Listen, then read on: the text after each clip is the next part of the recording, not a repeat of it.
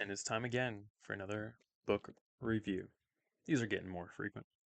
Man, I'm working on two of them right now that are chapter by chapter, which is not the overall vibe I'm going for with these. But today, thankfully, we have a whole book, an entire one, called The Reading Life, technically by C.S. Lewis.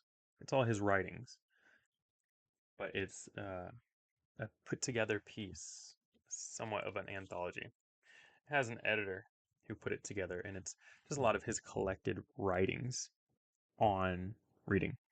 So a lot of them come from the books he's written or letters that he wrote to other people. And it is a pretty unbelievable book. Sometimes you see things that get collected and it's fine. I'm working through another book right now that I'll talk about on this channel that is giving me that feeling entirely, where I'm like, this is fine. It's a focused topic, but yeah, I probably wouldn't fully recommend it. This one is, oh, man, I think reading is an important part of mental health. I really do. I think being able to study literature and take your mind to the place it needs to be to both learn, sometimes to escape, but to primarily learn. And fiction does that too. We learn of different worlds and different understandings of things, and culture plays an element into that, and experience and upbringing, and why people write something, and where we can be taken away to in the deeper meanings of things. Um, it's so common, especially in my work, for people to address reading as part of their healing process. It's so common. It's a different part of your brain that's working than when you're talking or listening.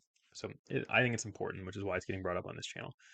In this one, I mean, the author, most people know C.S. Lewis, uh, probably one of the best writers and thinkers to ever live, at the very least, to be mainstream in any way.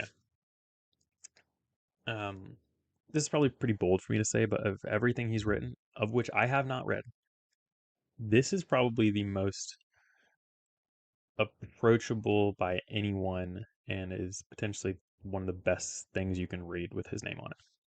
Understanding that this is taken from other writings that he has, but gosh, it's a pretty unbelievable read. Getting all of his thoughts, and this is one of the things I like about whether you can call it an anthology or a collection of focused topics by someone, is you really get a push of everything they think on that piece. So, there's some excerpts from Mere Christianity, for example, very popular book of his. Most people don't think of Mere Christianity as a book on reading. I think about it as a book on Christianity, or Chronicles of Narnia. And there's a review of The Hobbit in here, and a letter that he wrote to Tolkien about the Fellowship of the Ring.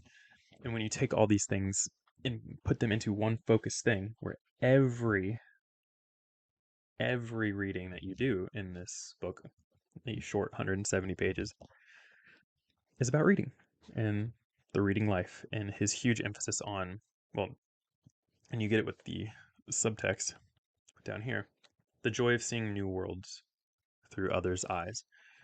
Big proponent he is of that you get taken to different worlds and you get to see the world through other people's experiences and other people's eyes.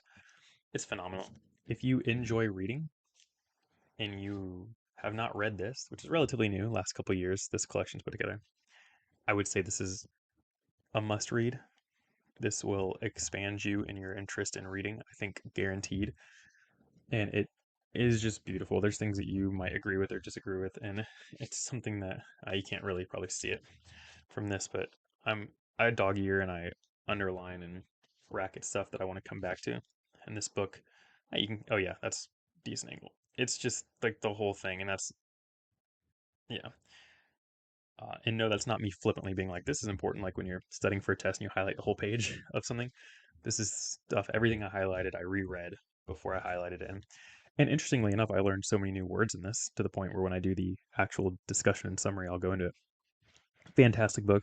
Uh, this will be one of the few books that stays in my reading cycle. There's a couple books that I'm kind of constantly reading, like they never fully make it back on the shelf. Book of Proverbs is one of those. The the War of Art is another one where I'm not necessarily reading them every day, but both of those books get read by me at least weekly for the most part, with some exception. This is one that I can see myself going back to, and and the books that I'm rereading constantly like that are to help encourage me in the way that I want to be. This is one that I will be going back to whenever I hit reading slumps of like, let me remind myself why I read. This is going to be the thing that will do that. Oh, I'm so happy I got it. So, further discussion will come out after this and more summary analysis. This is just a review. I don't know. I mean, I just finished it, so it feels somewhat unfair to give a strong review, but my initial takeaway, and I took my time, I read it over about 3 weeks, and just absolutely phenomenal. One of the few books that I kind of lost track of time at certain points reading and didn't really care what else was going on, and I can be easily distracted, and this book helped me not do that with what I consider to be the amazing thoughts. So I strongly recommend this book to anyone who hears my words right now. This is phenomenal, phenomenal, phenomenal. Um, yeah, I'll get into it deeper in the next video, but high praises for this book. Wonderful. If you read, get this book. I have the hardback version, which is not horribly expensive, if I remember right. I got it as a gift, but I've been looking at it for a while. It says it's $20 retail price. I think we found it cheaper. So get it. Yeah, it's ridiculous. I can't speak higher praises of it. So phenomenal book. Yeah, go pick it up. I've said it like 1,000 times. Read it.